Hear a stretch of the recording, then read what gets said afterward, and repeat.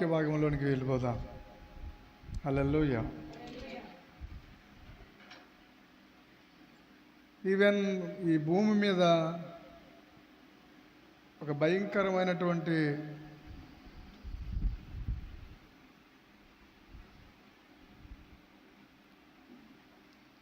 ఒక దుష్ట మృగం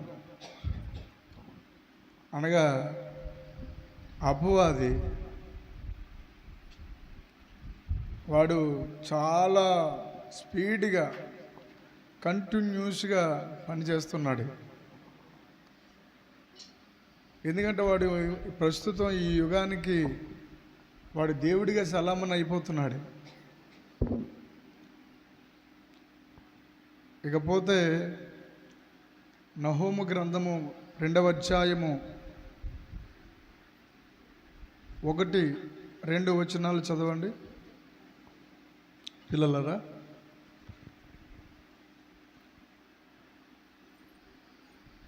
769వ పేజీ.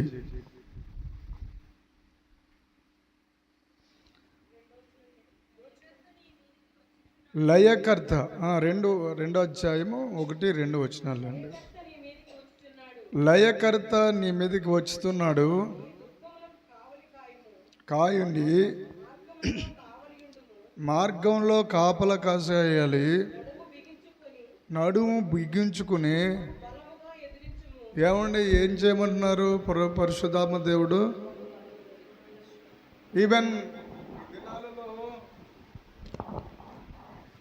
అపవాది చేసే పెద్ద పని ఏంటంటే,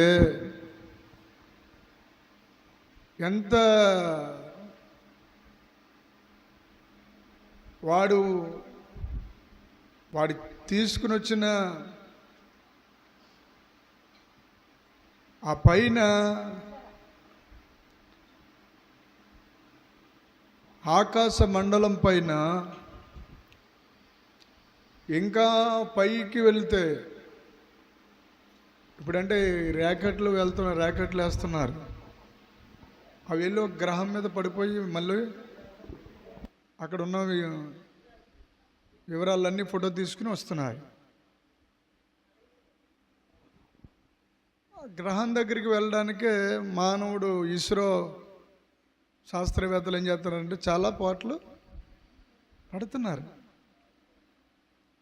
కానీ ఒకసారి డీప్గా లోనికి ఆలోచించు. ఈ భూమి మీద నుంచి వేరే గ్రహానికి బాబు బుజ్జి ఉనికిల రాజ్కుమార్ గారు, అది ఏమవుతుందంటే అనేకమైన పదార్థాలు తయారు చేసి ఒక పెద్ద బ్లోట్ లాగా వెనకాల ఇంజిన్లు కాలుతూ ఉంటే అది ఏమవుతున్నాయి కూతురా, ఇది కాలే కొలిది వేగం పెరుగుతూ వెళ్తున్నాయి. హల్లెలూయా. తీరా చూసి ఎక్కడికి వెళ్ళి పడుతుందంటే ఒక గ్రహం దగ్గరికి. అంటే దేవుడు లేడు, దేవుడు ఉన్నాడా? ఉంటే ఎందుకు ఈ రోగాలు వ్యాధులు వస్తాయి? మనుషులకి ఎందుకు ఇన్ని బాధలు కలుగుతున్నాయి? ఎందుకు ఈ అవమానాలు గుండా నేను వెళ్ళవలసి వస్తుంది? ఏ కారణాన్ని బట్టి? అసలు వాస్తవంగా ఆలోచించండి. అవ్వ ఆదాములు పాపం చేశారే, ఆ తర్వాత నువ్వు నేను ఏం చేసామని మనందరం ఏం చేసాం? అందరిలాగే మానవ జన్మ ఒక చక్కగా తల్లి గర్భంలో 9 నెలలు కని మోసి కానీ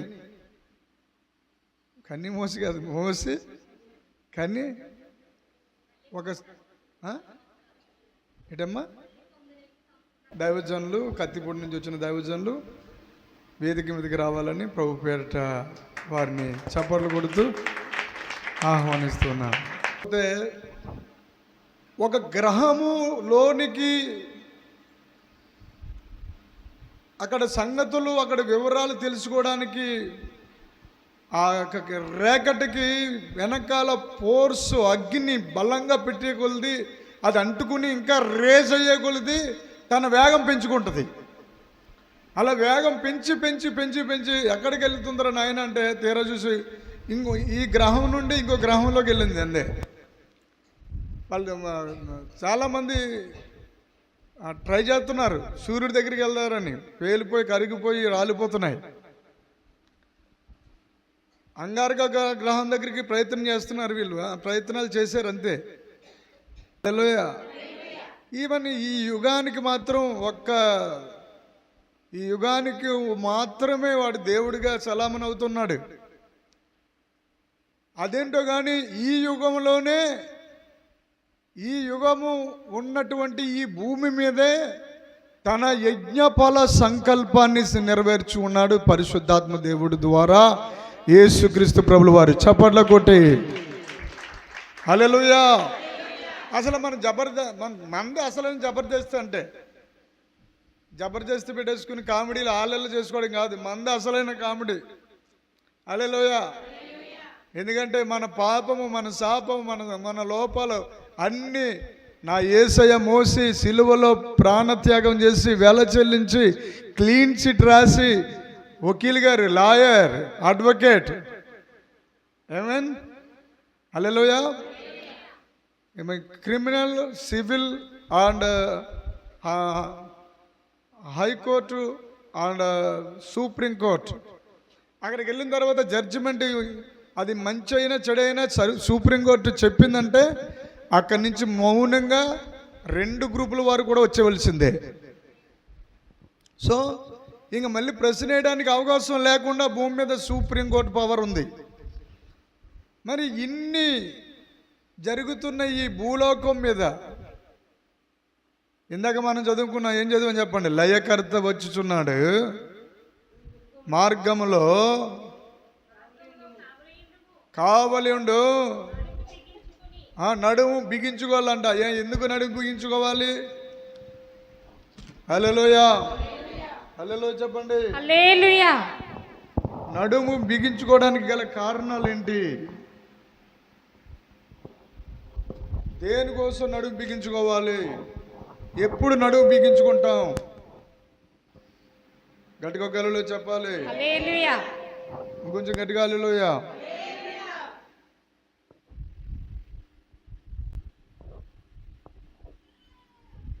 నడుము బిగించుకుని బలం అంటే ఎలాంటి బలం? బహుబలముగా ఎదిరించుము. బహుబలముగా ఎదిరించు. ఎవరిని ఎదిరించాలి? ఇక్కడ చాలా మంది ఈ విషయాన్ని అసలు సృష్టి స్థితి లయకారకుడు దేవుడే అని చెప్పుకుని వస్తూ ఉంటాం. కానీ వాస్తవానికి ఇక్కడ వ్రాయబడిన లయకర్త ఈ యుగానికి సంబంధించిన వాడు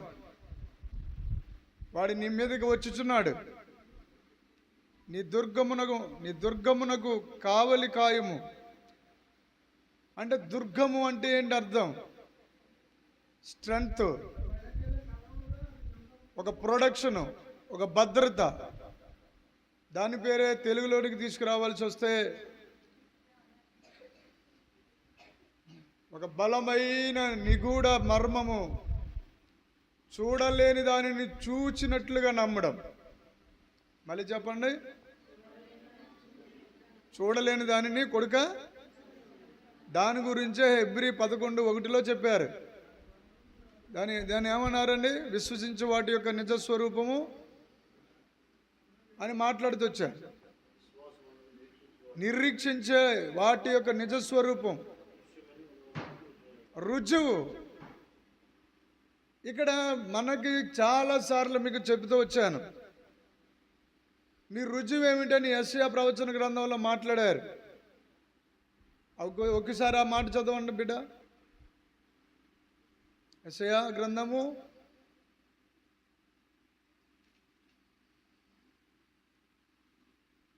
'Lord. యెషయా ప్రవచన గ్రంథము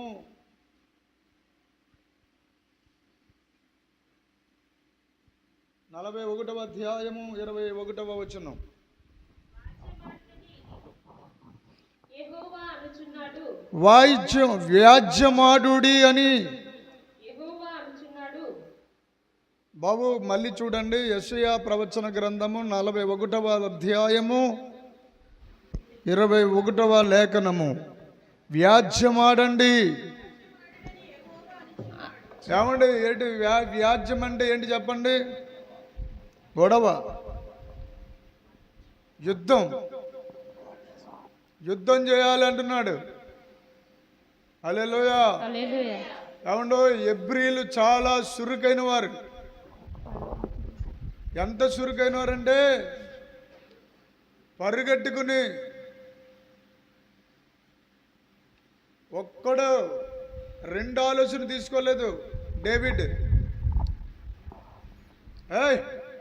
నా యెహోవా దేవుడికి వ్యతిరేకంగా వాడు నా దేవుడి నామాన్ని పేరు పెట్టి వాడు శపిస్తున్నాడు. సున్నతి లేని ఫిలిష్తీయుడా, ఈరోజు నీ తల తీసి యెహోవాకు బలి అర్పించడానికి సిద్ధంగా ఉన్నాను అని మాట్లాడుకుంటూ ఎదరికి పరుగులు తీసుకుంటూ వచ్చేసాడు.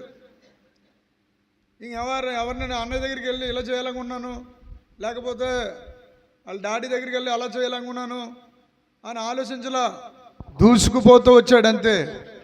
ఎబ్రీ స్త్రీలు కూడా ఆ యొక్క జొన్న చేల్లో, తర్వాత గోధుమల పంట దగ్గర, ఒలీవుల నూనె తీసే దగ్గర, ద్రాక్షరసం గానుగుల దగ్గర, ఆ ద్రాక్షరసం తీస్తున్న చోట 9 నెలల గర్భవతి, 9 నెలల నిండి పురుటి నొప్పులు వస్తున్నప్పటికీ పని మానని వారు ఎబ్రీలు.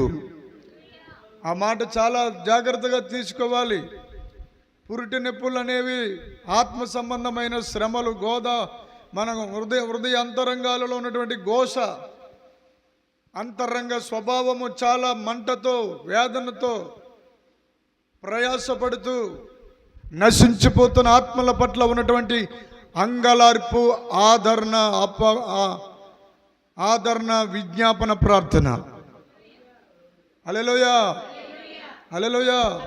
ఇది విత్తనమేయు కాలం కాదా,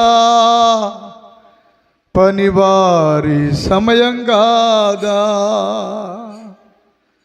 తొలకరి వర్షం కడవరి వర్షం నా దేశములో పడుచున్నది. ఇది విత్తనమేసే కాలం కాదా, విత్తనాలు చల్లే కాలం కాదా. విత్తనం అంటే ఆత్మల పంట. హల్లెలూయా, ఆమేన్. గట్టిగా హల్లెలూయా చెప్పాలి. హల్లెలూయా. చూడండి, మీకా గ్రంథము 4వ అధ్యాయము 1వ లేఖనము చదివి సహకరించండి ప్రియులరా.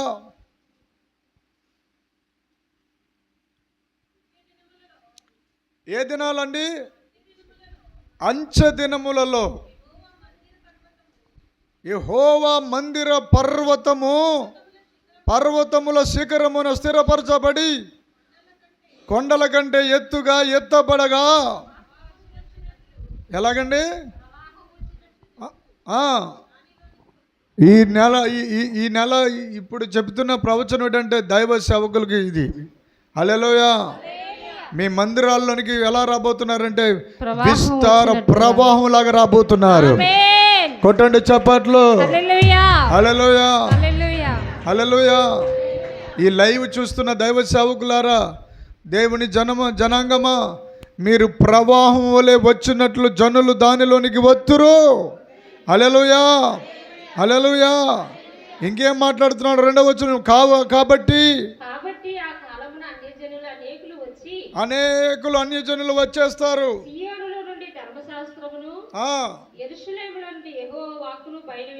అబ్బా కొట్టు చప్పట్లు. హల్లెలూయా. సియోనులో స్థిరమైన పునాది నీవు. ఆ పాట ఎవరైనా తీసివ్వగలరా? సియోనులో స్థిరమైన పునాది నీవు, నీ మీద నా జీవితము అమర్చుచున్నాను.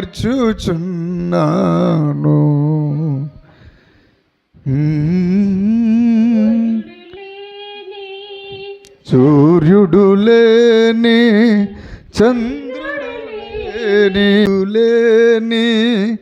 చంద్రుడు లేని చీకటి రాత్రులు లేనే లేని ఆ దివ్య నగరిలో కాంతులను విరజుంలెదవా నా యేసయ్యా.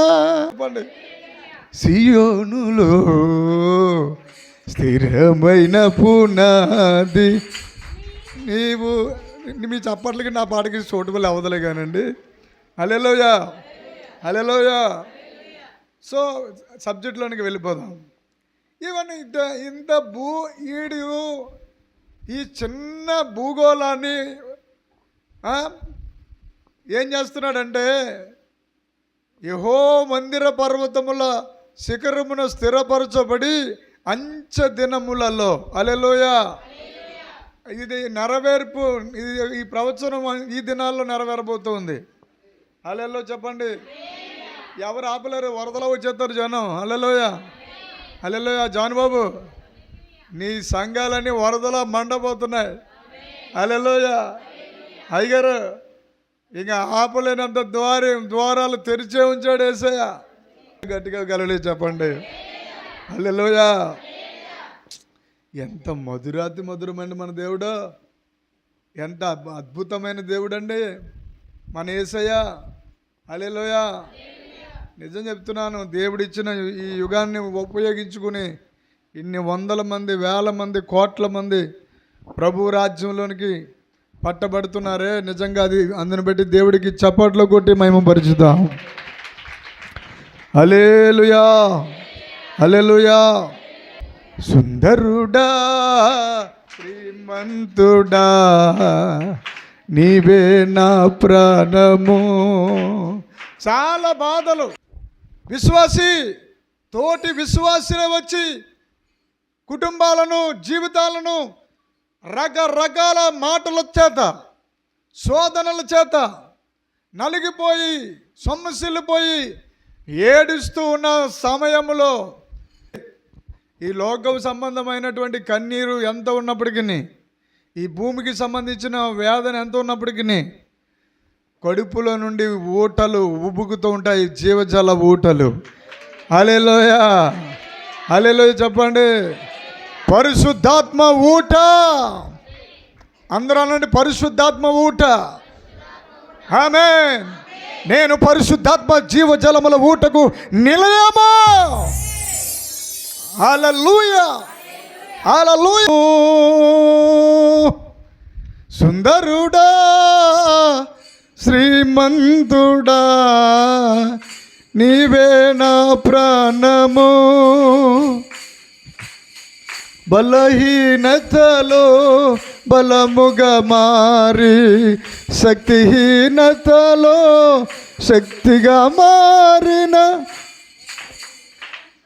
పాడనమ్మా, రెండోసారి పాడరా.